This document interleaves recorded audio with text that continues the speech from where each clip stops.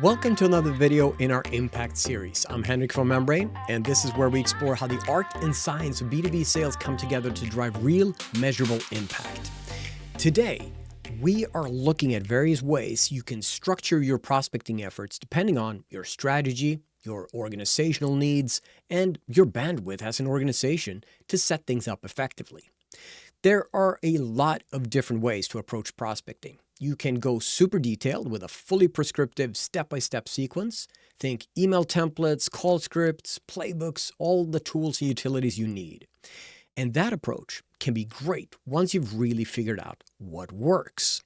It's also ideal if you want a high level of automation in your prospecting, but it's not the only way to sequence your outreach. There are a few other approaches, and today I want to keep it simple. I'll walk you through a couple of practical options and show how you can use Membrain or a tool of your choosing to make these sequences easier to manage, visualize, and improve over time.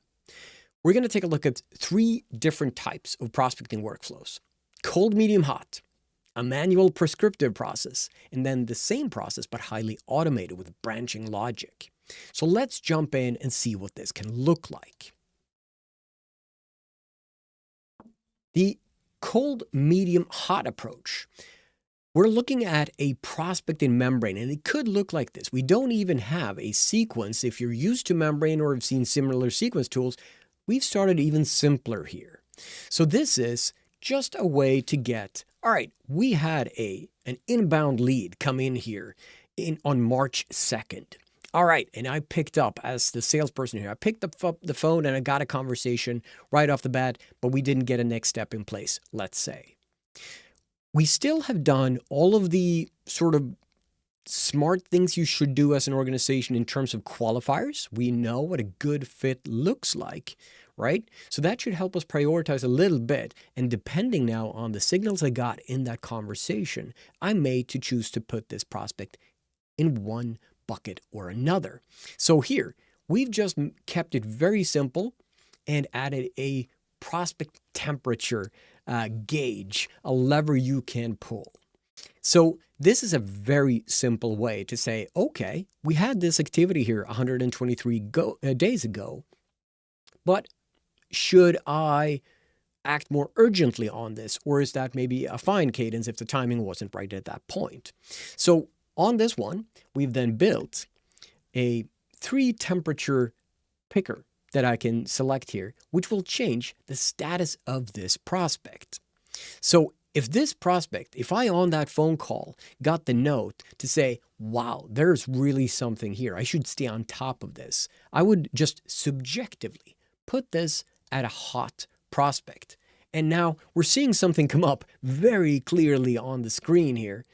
And that is a rule that's now been triggered. How should we follow up on prospects that we have deemed to be hot? Well, we need more touch points than leaving it for several months without any activity. So here, this pops up as a red flag on this prospect, jumping it to the top of my prospecting list and saying, hey, don't let this fall between the cracks. Do stay on top of this one and make sure that we are engaged with this. The timing seemed interesting. We can start to move this forward if we stay on top of it. If it isn't as hot, I can just go and say, well, it wasn't that crazy or something like that. And now we see this cools down to a nice little blue puzzle piece, which in Membrain would just indicate, hey, there's no great risk or anything like that in this situation, but it still gives me a heads up to say, even though this is a medium warm prospect, I should probably figure out my next step here. And obviously there are a bunch of tools that we're going to cover in other videos and so on how to do that in creative ways over the long haul. But then we can also bring it down and say, well, it was a great call. They were receptive to the message, but there was nothing here yet. So I'm going to put this to cold and now start to assume that this is going to be one of those prospects that we're going to stay on top of for the long haul. So this helps you be more economical with your effort and invest your energy in the right prospects at the right time and ensure the prospects don't get stuck or fall off your radar.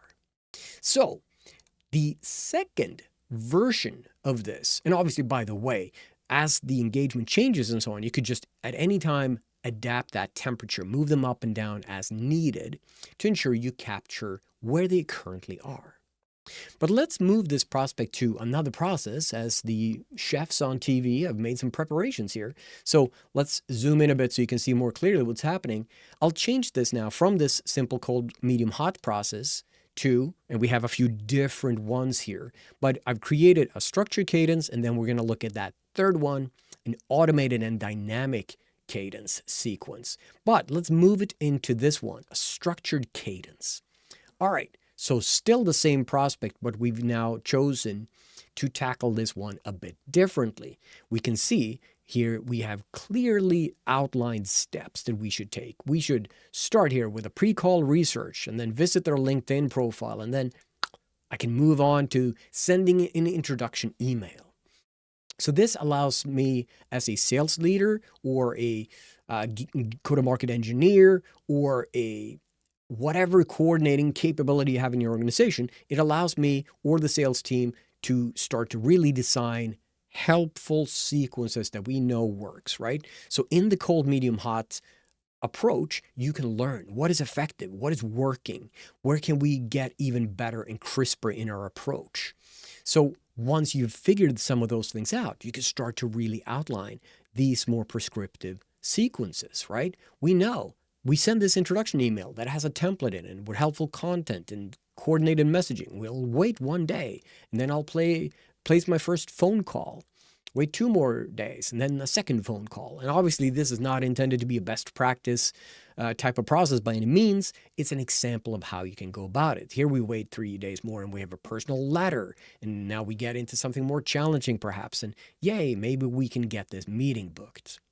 So this is just a way, right, to outline a very prescriptive step-by-step sequence and equip the sales team at every step with helpful resources, questions they can ask, messaging that is aligned with what we want to bring to the market, and so on. Now, then we, of course, have the third version of a process, and these can be as simple or as complex as you'd like. But when you start to see these things really working, now we can start to automate it.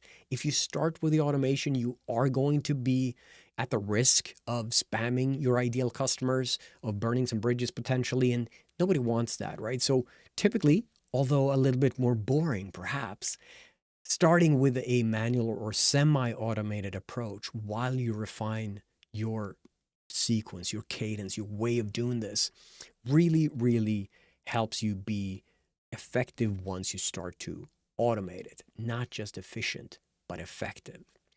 Now, if we then move this into the third process that we had there, you're going to see that it's quite similar, but with a few differences.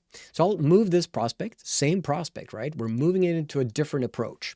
And we have that pre-call research and such, but we've now replaced some of those email template steps and so on with the ability to pick one or a few automations. And obviously you can do this fully automated. In this example, I wanted to visualize that you can also give a choice to the team. So you can say, once I've done my pre-call research, what do I want to do? Well, all right, this is the first automation in this. Which one do I want to take? I want to do the nurturing email sequence. Okay, now I can enroll this, and I now know that it's going to run a couple of different things. Maybe I wait a day, maybe it's 2 weeks from now, whatever it might be. And then I'm going to place my phone call, wait 2 days, place my second phone call. And then once you're on a later stage, you may connect on LinkedIn with somebody and just have that LinkedIn email right here, or sorry, URL right here. And then another automated sequence, let's say. So this is just, again, an example of how you can approach from a simple cold, medium, hot approach where you can have it very simple, but then start to build out a library of email templates, for example, or little snippets that you can insert in your manually constructed emails. But then gradually move into a more prescriptive approach when you've figured out what's effective and how you can tailor this. And obviously there are AI capabilities that can really drive this in. Now, there are also other aspects of not fully automated right away. Once you start get into that, there's a lot of complexity on just managing the automation itself. There's a lot of overlap, lots of moving parts, and one thing that's often missing in these setups is just a clear visual view of the sequence, which, of course, something like this can help with. I can clearly go into any prospect and see where are they at and what is happening on this company, this account in general, right? Outside of this particular prospecting effort. So this is where Membrain really helps in terms of visualizing this and having the automated steps appear conditionally based on context, which is also something that you can do here, depending on a variety of things. Should you leave a voicemail? Should you have email 1 or email 2? These can be changed conditionally, these steps, based on industry, competitor, what they're using now in terms of a provider or software or whatever it is that you're selling, right? That could make a difference in how you would want to approach this. So you could also be dynamic in that. And the more context you can feed into the system, the more structured and relevant your sequence becomes. So hopefully this is helpful in just giving you a crawl, walk, run approach so you can really refine the manual, simple approach and then incrementally move up towards fully automating this, becoming increasingly sophisticated with playbooks and conditional steps and so on.